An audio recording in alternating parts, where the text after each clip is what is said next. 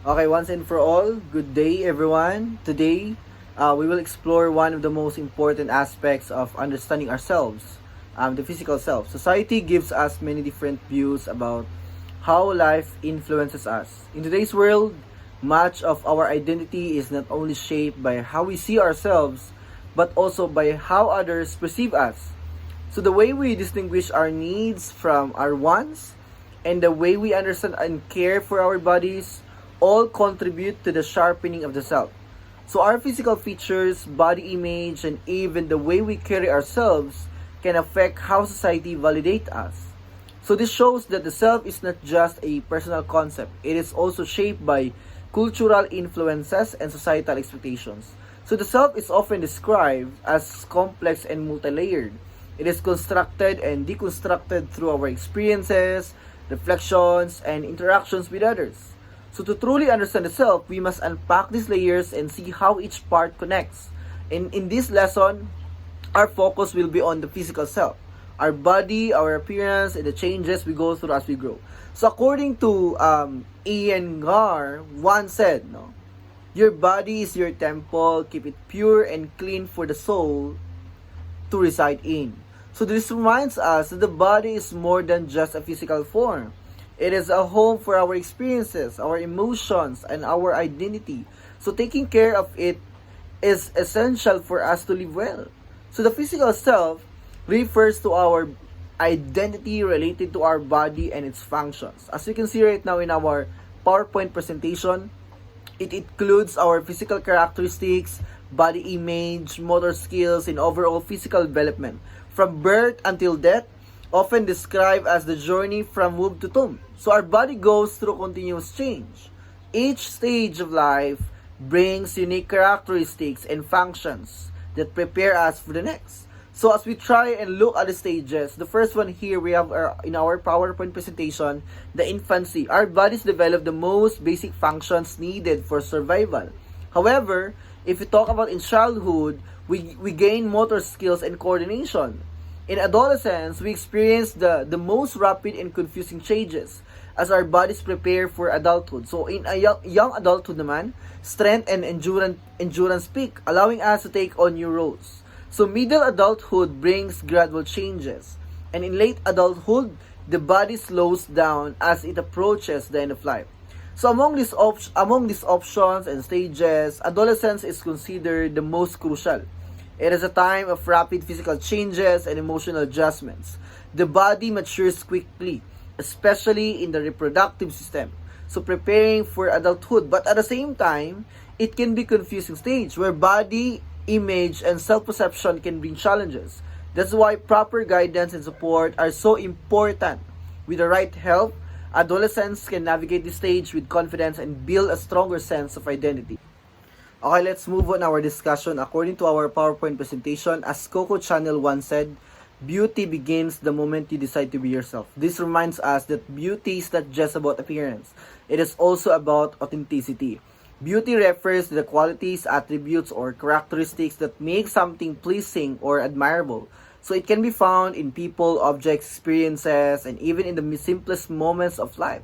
So beauty is complex because it has both subjective and objective sides. So each of us may see beauty differently, yet all of us are influenced by its presence. Without beauty, the world would feel less vibrant and life might seem dull. So beauty has the power to move us. You know what?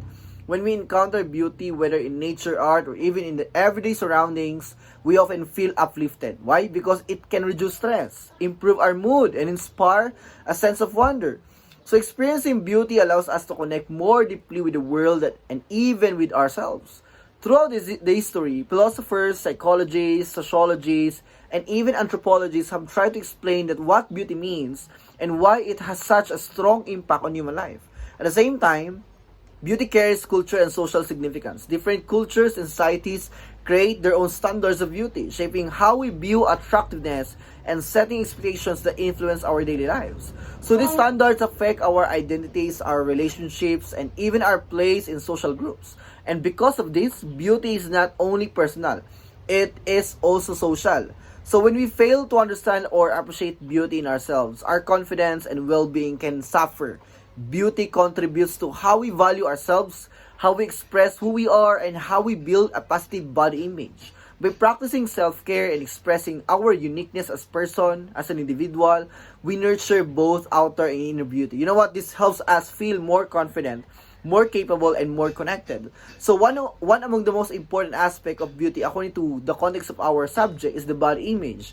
The way we think, feel, and perceive our own body. Body image can shape by media. You know what? Cultural expectations, peers, and personal experiences. A positive body image builds confidence and supports mental health, while a negative body image can lower self-esteem. That is why understanding beauty as both an inner and outer quality is important. So with this one, beauty is not only about appearances. Beauty is about connection, inspiration, and even self-expression to ourselves. So when we learn to appreciate beauty in ourselves and in the world, we create a healthier perspective and a more positive outlook in life. Okay? Beauty has always been a hot topic in philosophy. You know what? As we study this concept, we realize that philosophers often debate whether beauty is objective or subjective. Okay, I'm gonna ask you, beauty ay objective ba or subjective? To continue this one, on one hand, an objective view of beauty tells us that beauty can be measured, explained, and understood through rational standards. On the other hand, a subjective view teaches us that beauty depends on individual taste, okay, culture, and personal perception. So let's try to look at how some of the greatest thinkers explained how the concept of beauty. Now, one of the most interesting philosophers or influential philosophers is Plato. He believed that true beauty exists in what he called the world of forms. According to him, what we see in the physical world is only an imitation of the perfect beauty.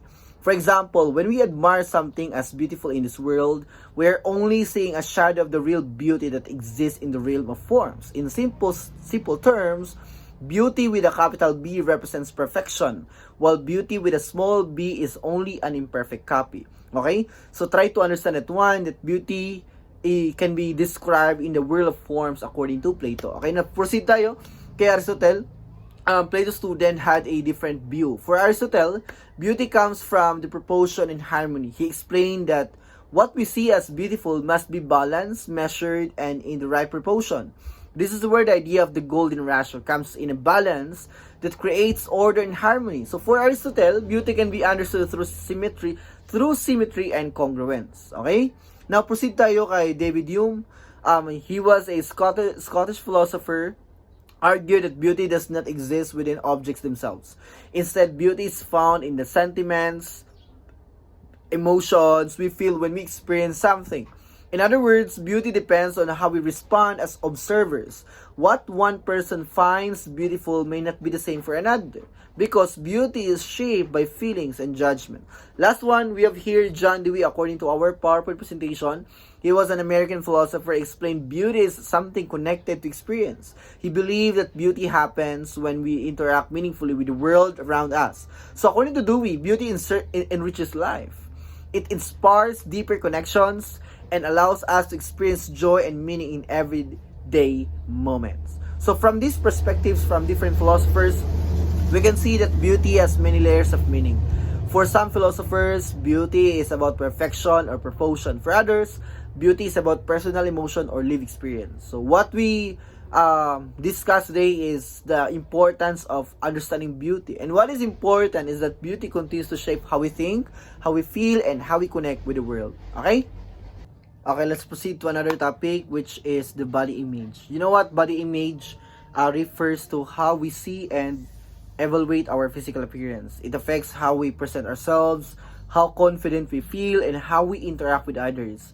When we maintain a positive body image, we strengthen our self-esteem, improve our mental health, and build better relationships. According to our PowerPoint presentation right now, on the other hand, a negative body image can lower confidence, reduce self-worth, and harm our overall well-being. Psychology explains that body image can shape by cognitive bias, which means we often make judgments based only on what looks good. One example is the halo effect. where we assume that people who look attractive must also be good or intelligent. This way of thinking can mislead us. You know what? Because appearance does not always reflect character or ability. Society also influences how we see beauty. Different cultures create their own standards of attractiveness. For example, here in the Philippines, lighter skin is often seen as ideal, while in Korea, smooth and youthful skin is highly valued. So the examples show that body image is not universal but shaped by culture and society. So by understanding body image in physical self, body image is about mindset. When we learn to value diversity, resist harmful stereotypes, and take care of ourselves, we build confidence and create healthier way of seeing beauty. And by doing this, we recognize that beauty comes in many forms and belongs to all of us. Alright? That's it.